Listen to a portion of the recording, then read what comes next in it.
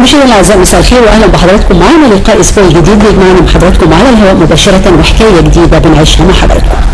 في كل حلقه من حلقات البرنامج بقول ان الحكايه اللي احنا بنعيشها مش بالضروره تنطبق على الجميع، ممكن ما يكونش لنا اي دور في الحكايه اللي احنا بنعرضها، ممكن يكون دورنا ثانوي، ممكن يكون دورنا متفرجين، ممكن يكون دورنا مساعد، ممكن يكون احنا الابطال الاساسيين. المهم بتختلف الادوار ويختلف موقفنا من الحكايه اللي بنعرضها. لكن الموضوع في حكايتنا الليله دي بيختلف. ليه؟ لان كلنا بنشترك في ده، واتحدى ان مفيش حد هيحتاج اللي احنا هنقدمه من خلال حلقتنا الليله دي. وهو ايه؟ مين فينا صغير او كبير، راجل او ست، شاب او فتاه، مش بيحتاج للراحه النفسيه؟ اتحدى اي حد بيقول لي ان هو بيشتغل في البلد دي او بيعمل اي حاجه عشان ما يوصلش في النهايه للراحه النفسيه.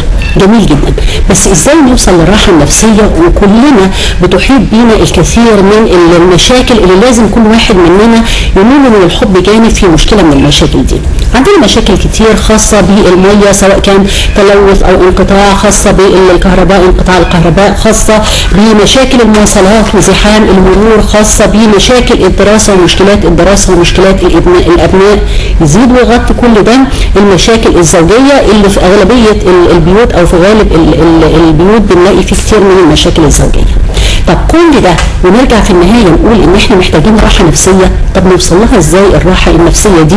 وممكن لا قدر الله كل اللي اتكلمنا عنه دلوقتي يوصلنا لمشاكل جسمانيه، يكون عندنا بعض الامراض نتيجه للضغوط النفسيه، لا قدر الله يؤدي للبعض لارتفاع في ضغط الدم، لمشاكل السكر وما الى ذلك. نوصل ازاي برضو للراحه النفسيه؟ هل في طريق، ولا طالما المشاكل دي اللي احنا ملناش يد فيها اللي انا قلت عليها من شويه لازم تكون موجوده في كل بيت ولازم تكون موجوده حوالينا بصفه يوميه وبصفه اساسيه؟ نقدر نوصل للراحه النفسيه ولا كفى الله المؤمنين القتال وكل واحد يكتفي بالقدر اللي هو وصل له ويقول ليس بالامكان ابدع مما كان؟ لا، في طريقه بالفعل. في طريقه.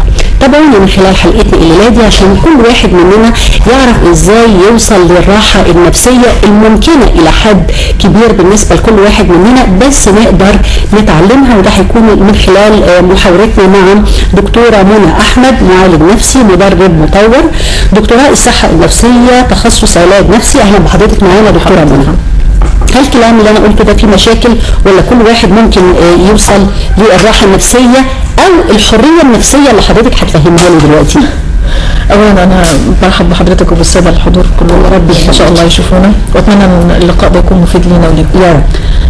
مبدئيا انا موافقه على كل الكلام اللي حضرتك قلتيه لانه ممتاز، ربنا يخليك. وكلنا فعلا محتاجين لراحه نفسيه، حتى احنا كمتخصصين محتاجينها عشان نقدر نساعد الناس كمان. جميل.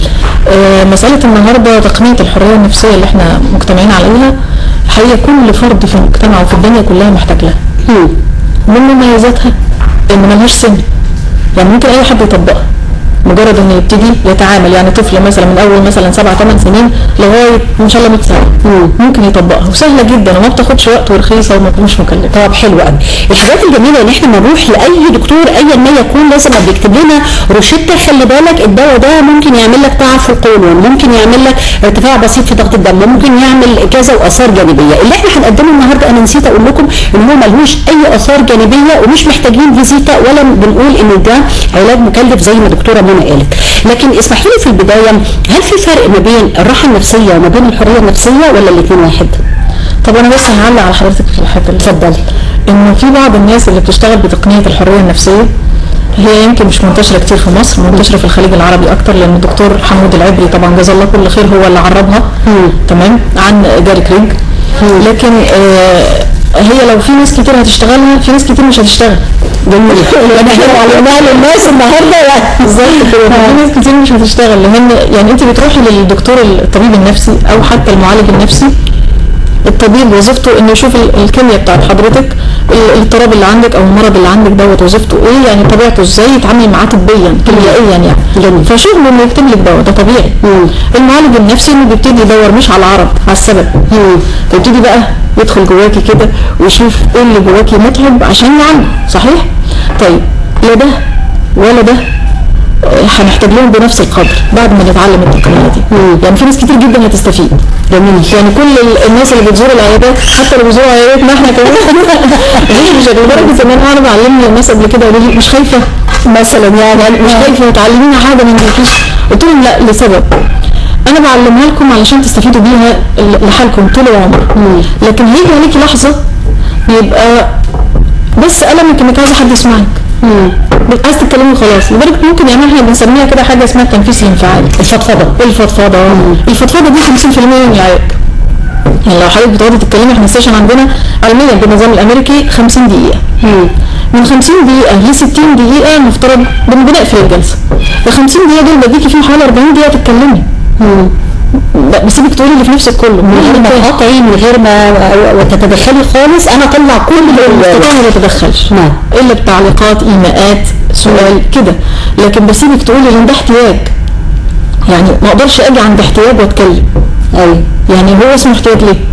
عشان تديني فرصه نعبر عنه، فانا سايباكي تعبري، قولي اللي في نفسك وهيجي جوه هتكلم، لان لما هاجي اتكلم مش هخليك تتكلمي.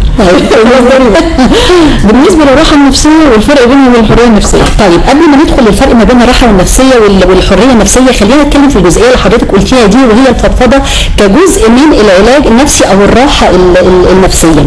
هل انا لو ما لقيتش حد افضفض له، ما عايزه افضفض، اكيد هتكلم باسرار او حاجات بتوجعني، فلازم يكون شخص مؤتمن، ما اكونش بدور على اللي فضفض له بعد ما فضفض ابقى عايزه اقتله لان انا سر معاه وممكن تحصل مشاكل.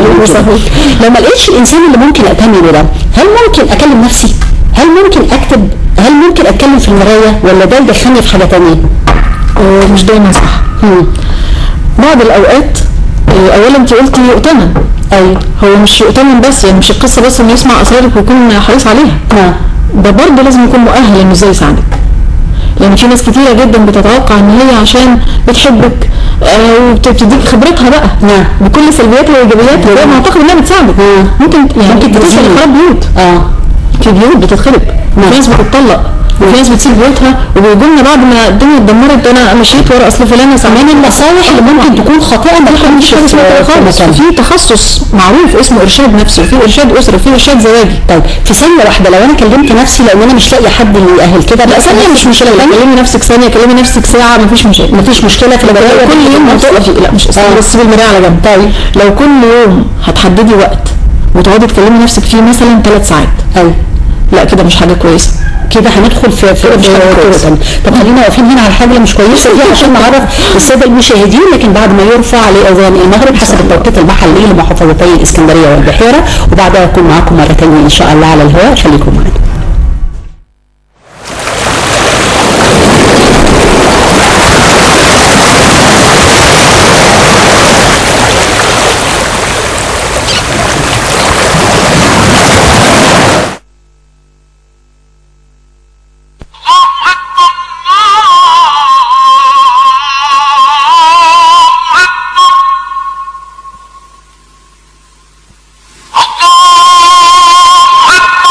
الله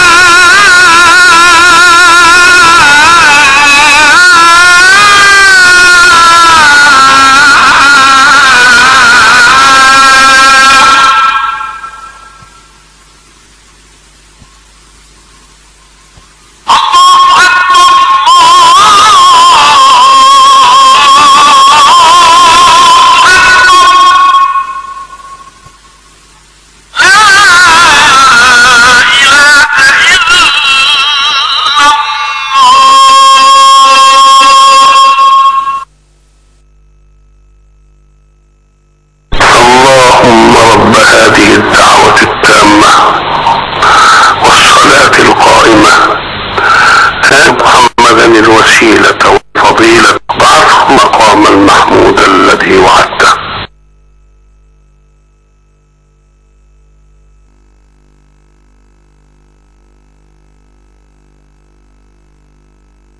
عن أبي هريرة رضي الله عنه أن رسول الله صلى الله عليه وسلم قال: أتدرون ما المفلس؟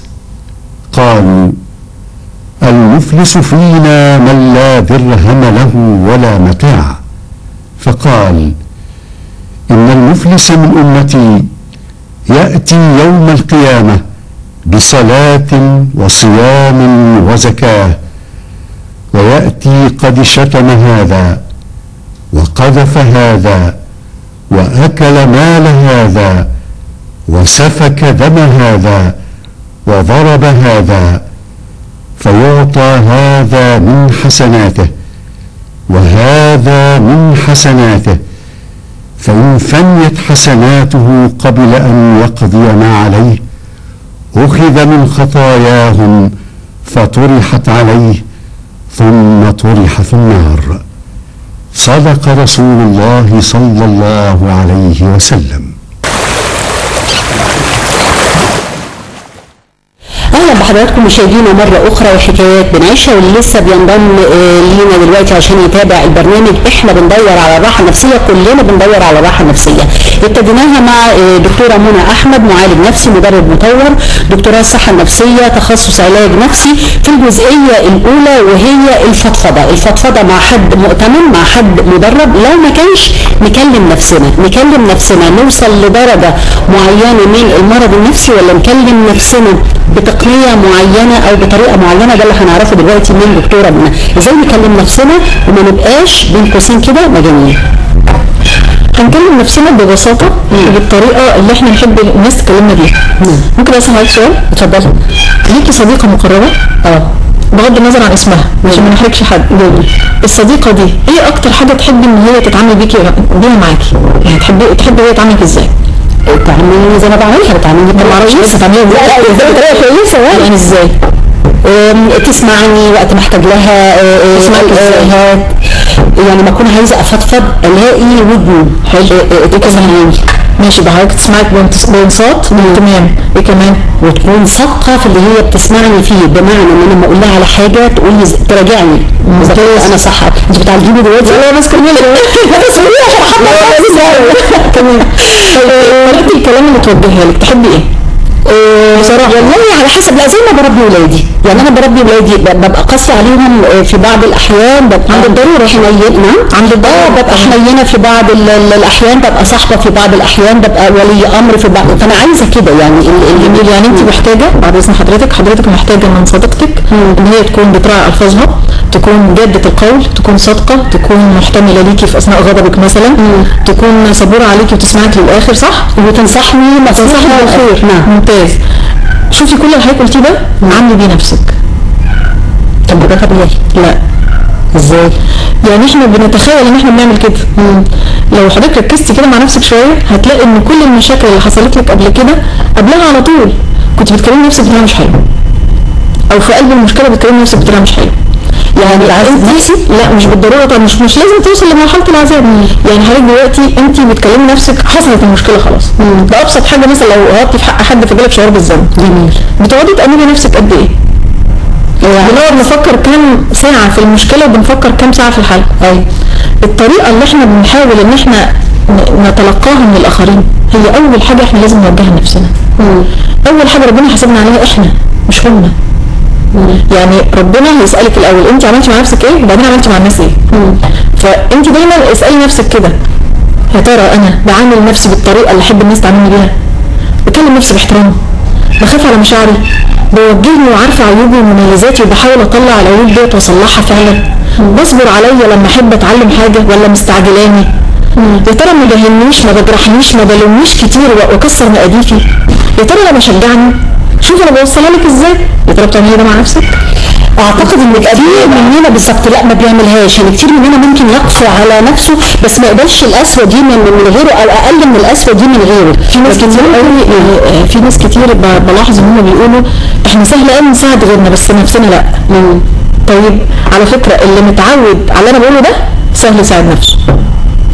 بأمانة يعني سهل يساعدنا لأنه متدرب. طب هو عارف يمكن أنا بتكلم أنا كمشاهد، يعني أنا من قسوتي على نفسي زي قسوتي على أولادي، أنا عايزة الأحسن فأنا بقسو على نفسي عشان أطلع من نفسي الأحسن أو بأنب نفسي عشان ما أقربش الخطأ ده. مستوى القسوة إيه؟ وأنا ممكن مثلا أقسو على ابني أو بنتي علشان عايزاه يتفوق دراسيا، حاجة جميلة، بس مستوى القسوة إيه؟ ما انا ما خرجش مثلا مريض وسوسه عشان بحاسبه على كل غلط. انا مش متخيله ان انا كأم ممكن لما احاسب ابني مثلا في ام بتضرب ابنها لو عيط، بتخليه يعيط وتضربه عشان لو عيط. انت متخيله سيبه ويسكت؟ لا ازاي تعيط؟ يعني لو كسر كوبايه تضربه، لو قال كلمه غلط تضربه او تزعقه او تبستفه كده وتهينه في وسط الناس. انا بكلمك بصراحه وبيحصل فعلا كتير. اركبي المساواة عامه وشوفي اللي بيحصل، شوفي الامهات بتتعامل ازاي مع اولادها. يعني تستفزي والله، تحسي ان انت عايزه تشيلي الام كده يعني تعملي لها اعاده انشاء وتاخدي الطفل تقول معلش يا حبيبي انا هربيك من الاول، لان هي مش عارفه تربي. فدي مشاكل. فشوفي هي متخيله بتعمل الصح، انا لازم اطلعه صح، انا عايزاه راجل، يا ستي هو مش راجل، هو طفل. او هي دي هتبقى مسؤوله بعد كده، لسه بدري علميها المسؤوليه اللي على قدها، عرفيها ازاي تحب نفسها وتتقبل نفسها، ازاي تعالج اخطائها، مش تعنفيها، لان العنف ما بيجيبش غير عنف. ما انت تديني عنف النهارده اديك عنف بكره. طيب كلميني على نفسي بقى. طب لما معنف نفسي امتى اقول ان انا صح وامتى اقول ان انا غلط، وانا بعنف نفسي وانا بأنب نفسي وانا بوبخ نفسي؟ والله هقول لحضرتك على حاجه، مساله صح وغلط دي نسبيه طبعا. تمام، فمفيش يعني حاجه صح وثابته كده الا ما يتفق مع الشرع، مفيش قاعده الا ما يتفق مع الشرع. يعني احنا مش عايشين كده هباء في الدنيا، في شرع بيوجهنا صح. لو مسلم او طيب الديانه اللي حضرتك بتنتمي لها فيها حدود، ما يتعداها فهو غلط. طب في حاجات حتى ملابسات في الديانه، بمعنى في حاجات ساعات احس انها صح وساعات احس انها غلط. يبقى الفيصل ما بينها حاجتين، لو هي امور متشابهات قدر استطاعتك تجنبيها. الفيصل الثاني نيتك. انت نيتك ايه؟ يعني انا نيتي جايه البرنامج ده ليه؟ حضرتك نيتك وانت قاعده ليه؟ عشان هل هي وظيفه؟ طب انت كده ماشي اوكي، عملت الحلقه دي ما عملتهاش هتاخدي راتبك مثلا، لكن انت عايزه توصلي ايه للناس؟ اللي انت عايزه نيتك هتطلع في البرنامج وانا نيتي هتطلع معاكي. فكل ما كانت نيتك صالحه وكويسه والعمل المصاحب ليها سليم، تأكد ان انت ماشيه صح. طيب قولي لي اكلم نفسي ازاي؟ نحاول قدر الامكان نخليها قاعده، اوكي؟ عشان انا ما توهش من نفسي. الحريه النفسيه ولا عامه؟ لا سواء كده او كده، يعني قولي لي كطريقه علاجيه. ما هو بدايه افرضي ان انا مش هاجي لحضرتك، طب انا هاخد نص العلاج اللي هو الفضفضه، ما لقيتش حد افضفض معاه فانا هكلم نفسي وقلت لي ده مش هيوصلني لمرض، او انت ما يوصلنيش لمرض، ان انا اكلم نفسي او في المرايه زي ما قلت لحضرتك. طيب احنا هنركب بس موضوع الجرايه ده شويه كده عشان موضوع المدرب. استاذ سمير وبعدين نقول سؤال تاني. استاذ سمير. الو. عليكم السلام ورحمه الله وبركاته. اهلا بحضرتك، اتفضل. حضرتك الدكتوره منى بتسمع حضرتك، اتفضل. والله انا بتعالج عند الدكتوره هدى. ايوه طيب اتفضل. دكتوره هدى زميله نعم اتفضل حضرتك يا استاذ سمير. المهم يعني مع يوم انا بتعالج مده طويله، فبيراودني دلوقتي افكار، يعني انا بقالي لما قاعد معاها لسه يعني قدامي بتاع 20 يوم عشان اقابلها. عفوا حضرتك بتعالج من ايه بالظبط؟ بتعالج كان عندي اضطراب نفسي يعني. ايوه نوع ايه؟ شخصيتك ايه؟ تشخيصه ايه؟ على صورة اكتئاب حاد، على خاصة اكتئاب حاد. اكتئاب حاد. تمام. اكتئاب حاد. فبعد كده يعني ايه جالي يعني خفيت وقعدت كويس 100%. الكلام ده من حوالي 86 او 87. فبعد كده تعبت الايام اللي فاتت دي، دخلت المستشفى وتعبت، قعدت كده طويل تعبان. اللي تعبني مش يعني مشاكل في الشغل. نعم. مش نفسيا تعبان طبعا، طالما في مشاكل في الشغل بتعود على اللي بيأثر عليك. ضغط الشغل هو اللي وصلك لكده. بالظبط كده. طيب اتفضل. بالظبط. مش عارف دلوقتي يعني انا اعمل ايه؟ يعني هل هي زي ما قلت لحضرتك من شويه ان انا اراجع نفسي كل فتره كده اراجع نفسي واجر نفسي على حبي كده واطبطب عليها، هل هي دي الصح؟ هل هي دي؟ هل هو ده الصح؟ ان هو يراجع نفسه ويطبطب عليها ولا يعمل ايه؟ طيب هرد على سؤالك. خلاص خلي حضرتك معايا يا استاذ سمير، جزئيه من سؤال حضرتك هنرد عليها دلوقتي ان شاء الله، وتلاقي اجابه حضرتك اثناء الحلقه. شكرا لك جدا، ونربط بقى بالاستاذ سمير. بس على استاذ سمير طرح نقطتين. اولا شفاك الله وعافاك، الف لا باس عليك. دلوقتي يا استاذ سمير لو حضرتك لسه بتاخد اي ادويه رجاء ما تقطعهاش، لانه طالما انت اتشخصت اصلا اكتئاب حاد فمش بالسهوله اللي انت ترجع للنورمال يعني الوضع الطبيعي، فده حفاظا عليك ان انت تستمر على الادويه بتاعتك. الحاجه الثانيه بغض النظر عن الدكتور اللي ماشي متابع معاك، يعني رجاء بجد تسمعنا لغايه اخر الحلقه، لان التكنيك اللي احنا هنشتغل عليه النهارده سهل جدا ومش هيكلفك اي حاجه وهيساعد جدا في حالتك يا رب ان شاء الله. الحاجه الثالثه مساله ان انت تحضن نفسك او تهتم بيها دي تقدر تعتبرها 80% من علاج نفسك، بس انت اهم حاجه عندك انك تشتغل وتكون حاسس انك مفيد وفعال وان ليك اهميه في وسط الناس اللي حواليك، وتغير جو كل اسبوع، تقطع يعني اللي انت بتعمله كل يوم. لازم يبقى عندك يوم اجازه ما تسمعش مشاكل، ما تتفرجش على نشره الاخبار اللي فيها اشياء مزعجه، عشان انت دلوقتي في مرحله انتقاليه، فما ينفعش في المراحل الانتقاليه دي تضغط على اعصابك اكتر. اعرف ان الحياه بدون شر وبدون مشاكل مش هتبقى سويه، يعني مش هتستمر. فلازم احنا بنحس بده عشان نحس بقيمه الحاجات الجميله. بلاش تاخد كل حاجه على اعصابك كده وعلى صدرك قوي، لان اكيد في ناس محتاجينك، يعني ممكن تكون اسرتك، يعني اصدقائك، انت نفسك محتاج ان انت تكون سليم عشان تعيش كويس.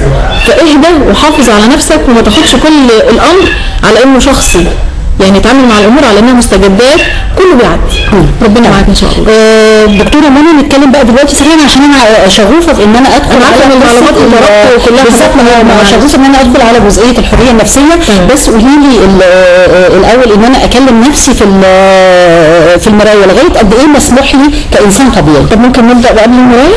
اتفضلي. من اول ما تصحي من النوم لغايه ما تنامي اعملي حاجتين. اول حاجه ما تقوليش لنفسك اي صفه سلبيه خالص. يعني اي جمله اولها انا وبعدين مش، الكلمه اللي بعدها ما تتقالش. حلو. العقل الباطن، اصل حضرتك دلوقتي عامله زي جهاز الكمبيوتر. حلو. خلينا برضو نشرحها للمشاهدين بشكل بسيط خالص وبسرعه. جهاز الكمبيوتر كلنا عندنا كمبيوترات اكيد ايا كان شكله. الجهاز ده هو الوعي، هو العقل الواعي. لما انا بدخل فيه داتا، بيانات، يعني كلام، اللي هو انا بحشي مخي كلام، بدخله جوه في حاجه اسمها سيف. لا الفيديو ده هنأجله شويه لان احنا لسه ما اتكلمناش في الجزئيه دي، فبعد اذنك يا ايمان هنأجل الفيديو ده شويه كتير يعني. اتفضل. وانا بدخل الداتا ديت في الكمبيوتر بعمل لها سيف، حفظ. ايوه. بعدين لو انا دخلت مثلا انا غبيه، انا ما بعرفش اتعامل، انا ما بعرفش اعبر عن مشاعري، ايوه، انا مش ام صالحه، اي حاجه كتير بقى. شوفي كام جمله من دول بتتقال خلال اليوم. طيب لما انا اجي افتح اعمل اوبن فايل كده وافتح الكمبيوتر علشان اطلع الداتا، هيطلع لي ايه؟ حاجه ثانيه؟ لا خالص. مش هي اللي هتطلع؟ مش انا اللي دخلتها؟ طيب بتزعلي ليه بقى لما ده اللي طالع؟ يبقى اول حاجه انا اعرف مدخلاتي. يبقى رقم واحد ما اقولش لنفسي اي حاجه وحشه. طب لو انا غلطانه اسيب نفسي كده برضه اقول لها الحاجات الكويسه؟ لا، احنا هنقول الحاجات الكويسه وقت ما احنا كويسين، وقت الغلط يعني ما بقاش غلطانه اقول لنفسي انا برافو عليا، يعني مش منطقي يعني خليني صادقه مع نفسي. صادقه، بس يعني وقت اللوم بالراحه. هرجع لها بشويه. انت غلطتي مثلا، انا غلطت، انت غلطتي يا منى في الحاجه الفلانيه، انا بكلم نفسي اهو بصوت اهو، انت غلطتي يا منى في الحاجه الفلانيه، ممتاز. يلزمك ايه عشان تصلحي غلطك؟ 1 2 3. ياخد منك وقت قد ايه؟ 1 2 3. ابدأي بالفعل فورا. ابدأي بالفعل دي تاني مرحله اللي انا قلت لحضرتك عليه. اول ما هتبدأي بالفعل خلصت، يعني خلصتي الفعل، ما ترجعيش للموضوع ده نهائي، ولا تفتحي مع صاحبتك ولا في التليفون ولا تستلمي منه رسائل ولا تاخدي وتدي مع نفسك. انتهى، لان الدنيا احداثها كتير. فلو كل حدث وكل جمله هتقع فيها الدنيا مش هتعدي، هتتعبي نفسيا. اما موضوع المرايه اللي حضرتك طرحتيه من شويه ده فهو جميل وكل حاجه، بس يعني مش برجحه كتير الا لما احنا كمتخصصين لما حتى بنقوله بنبقى محددين التايم، يعني مثلا 15 دقيقه 20 دقيقه كده، والكام يوم وليه. هادف، يعني احنا بنعمله بطريقه هادفه. لكن حضرتك لما تقفي ممكن واحده تقف بالشهور يعني اعرف. بس انا عايزه اقول لك حضرتك على حاجه، وكان زمان كده جداتنا يقولوا على حاجات بعضها بتطلع صح وبعضها لا، يقول ما تقفيش قدام المرايه كتير عشان ما تتجنيش. هل ده عشان ما تصابيش بالنرجسيه، عشان ما تقعديش تبدعي في جمالك وتقعدي تقولي انا حلوه الحته دي مش عارفه ايه والحته دي مش عارفه ايه. في ديفو تاني ان في ناس ما بيبقاش عاجبها، طبعا الله يسامحهم يعني، ما بيبقاش عاجبها حاجات في وشهم. مثلا واحده مش عاجبها بقها، واحد مش عاجبه عينيه، رسمه حواجبها مش عارفه ازاي، بشرتها مش عارفه ازاي، فتبتدي تركز قوي على الحته اللي مش عاجباها. وفي قانون في قوانين الطاقه بيقول اينما يكون التركيز تكون الطاقه. يعني ايه الكلام ده؟ يعني حضرتك هي هتبقى شايفه نفسها كلها عباره عن العيب ده. ايوه. فهتتعامل مع كل الناس على ان كل الناس مش قادرين يبصوا لها، اذا كان هي مش قابله نفسها، الناس هتقبلها ازاي؟ ففكرتها عن نفسها ان انا مش قابلاني، الله يعينهم والله. ده بينطبع على تصرفاتها، وتلاقي الناس فعلا كمان لو شايفين العيب بتاعها.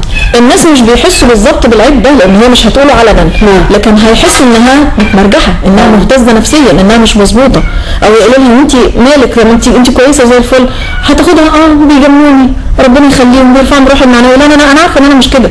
فبتبتدي تدخل في ابعاد ثانيه، تقدير الذات بينخفض، الثقه بالنفس بتضيع خالص، وتبتدي تدخل بقى في اطار علاجي وتدخل في مشاكل كبيره. فاحنا بنوجهها بقى بطرق معينه لوقت معين، ان هي ازاي تبصي لنفسك في المرايه وتقولي ايه، واحنا اللي بنقول لها الكلام مش اللي تقولي. وما تركزيش، يعني برضه لو قلنا بصفه عامه اللي مش بيشوفونا دلوقتي، ما تركزش في عيبك. لا ولا غلط، نعم سوري هي الجمله غلط، ما ينفعش اقول لحد ما تركزش في عيبك، انا كده بخليه يركز. هقول له ركز في مميزاتك. الله، يعني هي بس بطريقه ثانيه. لا السياق اصلا ده يضر العقل الباطن، العقل الباطن يتضايق، وانا يلزمني بصراحه ان هو ما يتضايقش. يعني انا يهمني ان العقل الباطن يسمع جمله يحبها، اول لما افتح واطلعها الله لقيتها، فانا ما اقولوش ما تركز، هو بيشيل مش ما بيعرفش يتعامل مع النفي، فبينفي النفي، نفي اثبات، فلما بينفي النفي بتطلع جمله مثبته، فبيتعامل ما تركزيش في عيبك يبقى هو عيبي. يعني لو دخلت على جماعه اقول ايه نصكم ما بيفهمش غير لما اقول نصكم اذكياء، يعني نصكم محتاج يركز اكتر.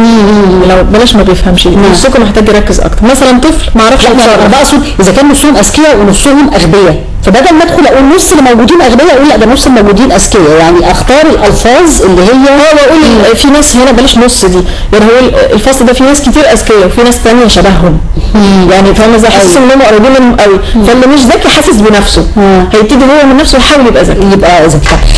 برضو عايزه ادخل بسرعه الحريه النفسيه، بس سؤال مرد عليه ببساطه، قولي لي الفتره اللي انا ممكن اكلم فيها نفسي، هل في وقت معين في اليوم ولا كل اليوم شبه بعض ما يفرقش، ولا بعد يوم عمل شاق ولا لازم اكون مرتاحه قبلها ولا ايه بالظبط؟ مبدئيا في نقطتين نحاول نوضحهم للساده المشاهدين ويا ريت يركزوا معايا.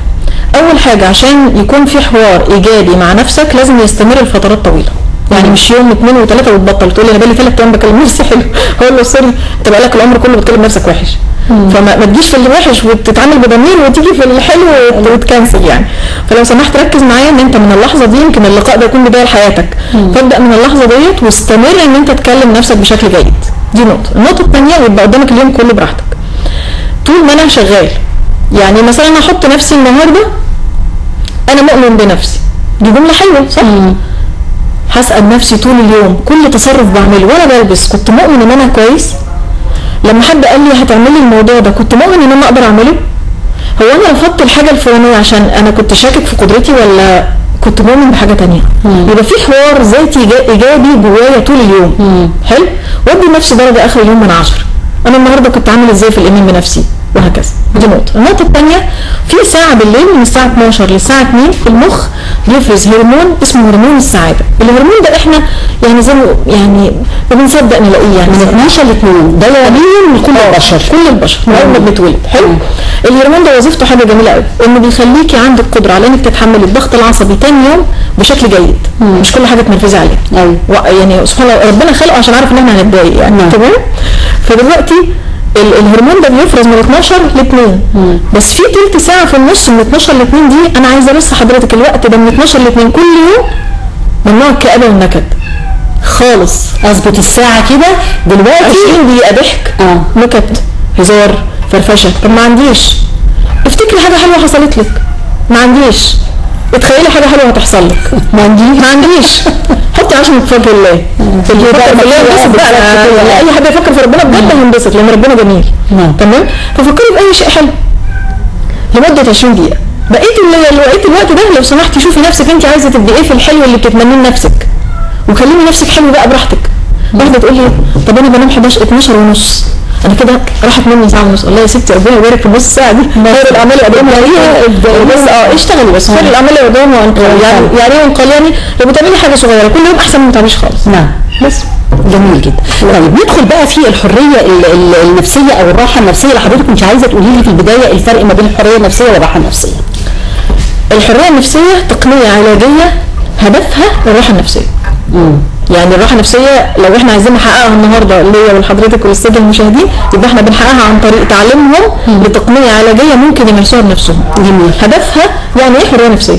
المعنى نفسه ان انت بتحرري نفسك. هي التقنيه معموله عشان تحرري نفسك من قيود المشاعر المؤلمه والذكريات والافكار المسيطره والعادات السلبيه وامراض كتير جدا وحاجات كتيره جدا. فهي متشعبه بتشتغل على كذا نطاق.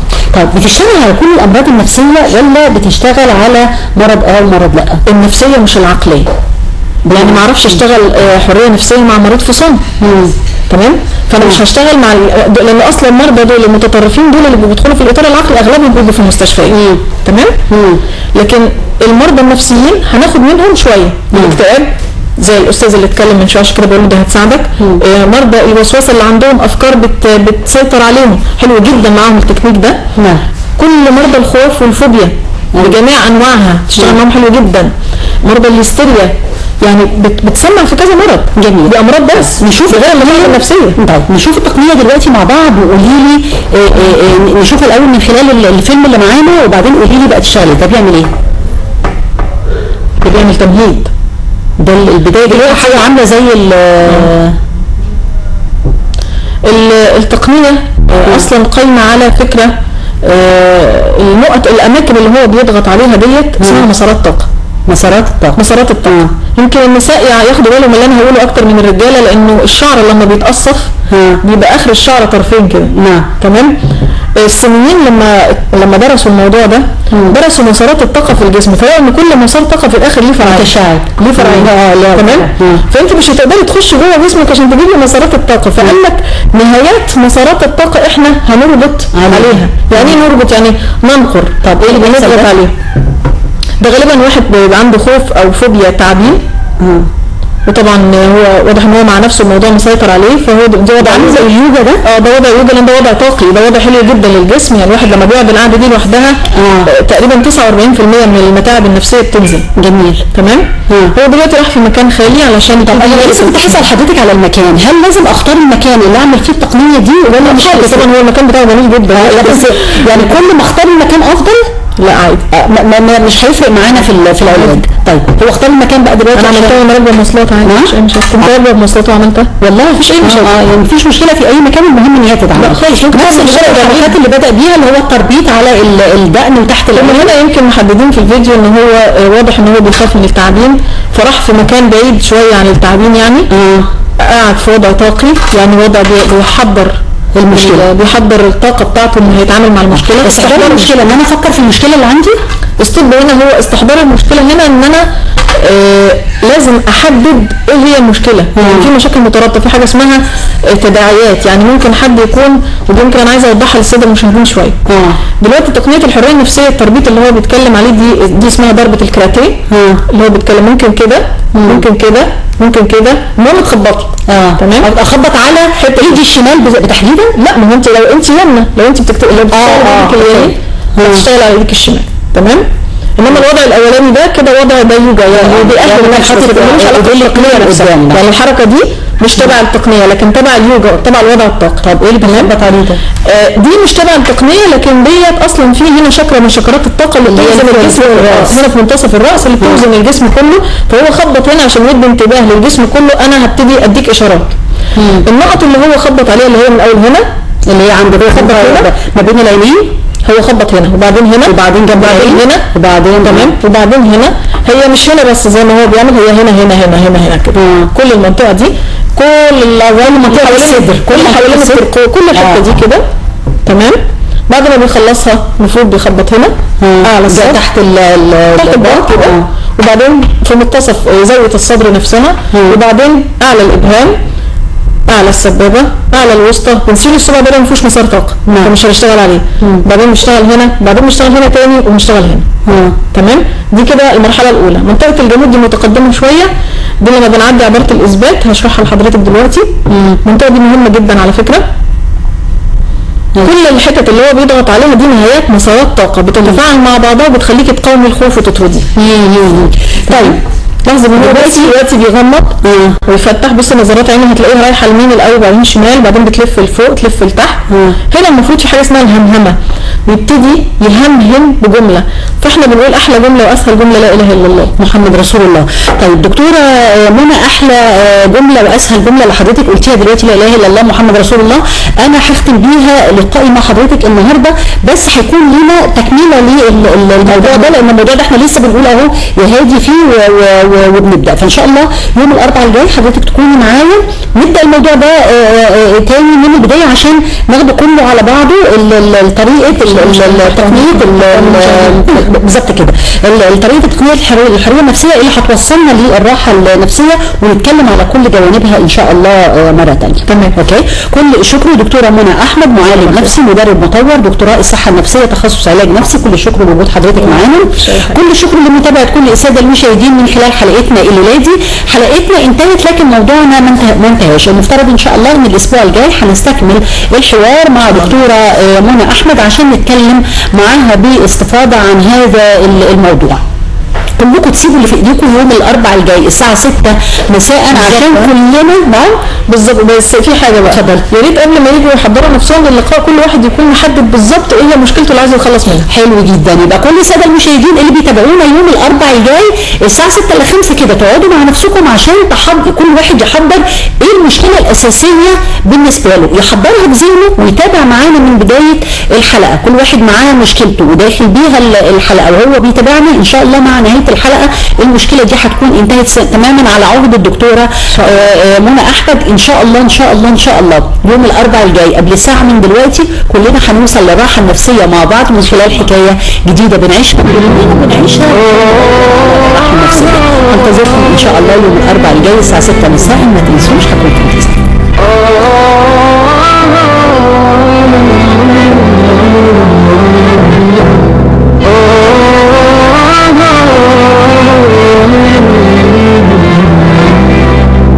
بخاف منهم وكل ما يقرب بفكر في الهروب منهم. يجي الإحساس من نفسي ولا الناس آخر النهار مشطوب بشر وتحسين تلاقيني مش محسوب. وبخاف من الغروب وكل ما يقرب بفكر في الغروب. يجي الإحساس من نفسي ولا الناس